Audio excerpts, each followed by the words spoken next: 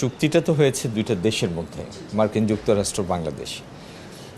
কোনো রাষ্ট্র যখন একটা চুক্তি করে সেটা এরকম না যে আপনি ইচ্ছা করলে চুক্তি রাখলেন, চুক্তি শেষ করে ফেললেন, ব্যাপারটা এরকম না। এটা তো দুইটা ব্যক্তির চুক্তি না, দুইটা রাষ্ট্রের চুক্তি। আর যে কোনো চুক্তি দুইটা পক্ষের মধ্যে হয়, এবং দুইটা পক্ষ যখন কোনো একটা বিষয় আলোচনা করে, তো সংশ্লিষ্ট পক্ষ তো তার জিনিসগুলিকে সুবিধা পাওয়ার জন্য চেষ্টা করে। একটা চুক্তিতে কিছু ধারা হয়তো কোনো একটা পক্ষে থাকে, আবার কিছু একটা ধারা অন্য পক্ষের অনুকূলে থাকে। এই দুইটার সমন্বয়ে উভয় পক্ষের জন্য একটা উইন উইন সিচুয়েশন তৈরি করার চেষ্টা হয়।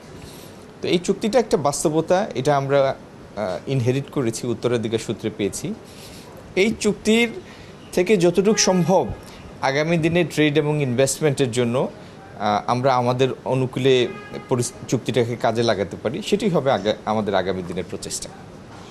ধন্যবাদ। ব্রেন্ডন লিঞ্চ আসলে কি বললেন আজকে, মূলত আসার উদ্দেশ্যটা কি? আপনারা জানেন যে 301-এ একটা ইনভেস্টিগেশনের জন্য একটা প্রসেস শুরু করেছেন, ইনিশিয়েট করেছেন মার্কিন যুক্তরাষ্ট্র। সেই বিষয়ে আমরা কিছু ব্যাখ্যা চেয়েছি। ওনারা সেই ধারাটি কি সেটি সম্পর্কে আমাদের একটা ব্যাখ্যা দিয়েছেন। আর আমরা তো একটা চুক্তিতে আছি, একটা এগ্রিমেন্টে আছি, যদিও এটা এখনও এনফোর্স হয় নাই, কিন্তু একটা চুক্তিতে আছি। তার মধ্যেই এই ইনকোয়ারিটা ইনিশিয়েট হয়েছে। তো সেই বিষয়ে আমরা আমাদের অবজারভেশনটা তাদের জানিয়েছি। একটু বলা যায় কি কোন কোন অবজারভেশনগুলো মূলত এসেছে? অবজারভেশন যে এরকম একটা ইনকোয়ারি ইনিশিয়েট হওয়াটা না হলে আমরা সেটা অ্যাপ্রিসিয়েট করতাম, সেটা আমরা তাদের জানিয়েছি, যেহেতু ইতিমধ্যে তাদের সাথে আমাদের একটা চুক্তি হয়েছে। আর এটাও আমরা জানিয়েছি বাংলাদেশে কোনো কিছুর মধ্যেই কোনো ওভার ক্যাপাসিটি নাই। ওভার ক্যাপাসিটির সুযোগ কোথায়?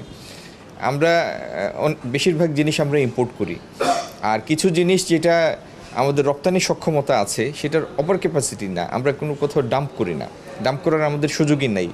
সেই অর্থনৈতিক বাস্তবতা আমাদের পক্ষে না যে কোনো কিছু ডাম্প করে বা আমাদের কস্ট প্রাইসের নিচে গিয়ে আমরা কোথাও পাঠাতে পারি, সেই অর্থনৈতিক সক্ষমতাই আমাদের নাই।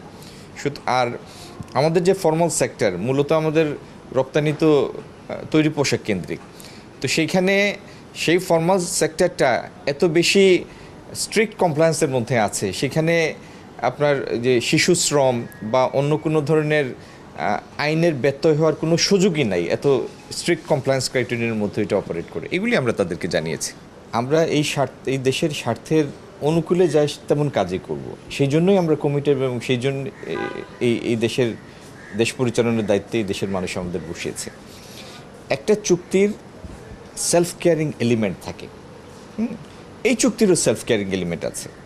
আমাদের কাছে যদি কোনো সময় মনে হয় যে এই চুক্তির কোনো একটি ধারা বা একাধিক ধারা যেটি বাংলাদেশের স্বার্থের অনুকূল না, সেটাকে কারেক্ট করার প্রভিশনও এই চুক্তির মধ্যেই আছে। সুতরাং এটি নিয়ে অহেতুক আপনাদের চিন্তান্বিত হওয়ার বা আতঙ্কিত না হওয়ার জন্য আমি অনুরোধ করব। বাংলাদেশ 131, আমরা না 131টাতে শ্যাল বলেছে না, আমরা তো একে এই চুক্তি করিনি, বিশ্বের অন্যান্য দেশগুলো করেছে। ইন্দোনেশিয়া 231টাতে এইরকম শ্যাল বলেছে।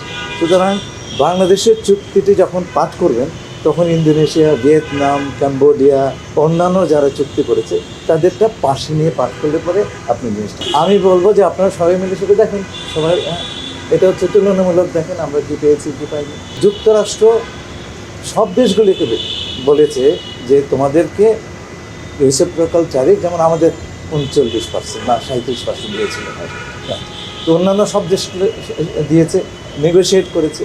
কেউ 20 পেয়েছে, ভিয়েতনাম, আমরা 19 পেয়েছি। তো এখন কে কী সবারই কিন্তু এই অ্যাগ্রিমেন্টগুলো পাবলিক স্পেসে এখন পাওয়া যাচ্ছে। আপনার বাংলাদেশের অ্যাগ্রিমেন্ট অন্যান্য দেশের অ্যাগ্রিমেন্টের সঙ্গে তুলনা করে পড়েন, তাহলে বুঝবেন যে আমরা কী রেট পেয়েছি, পলিসিতে আমরা কী কী বিষয়ে তাদের সঙ্গে চুক্তি করেছি, অন্যরাও কী চুক্তি করেছে, অন্যরা কি পারচেস কমিটমেন্ট কত, আমাদের পারচেস কমিটমেন্ট কত।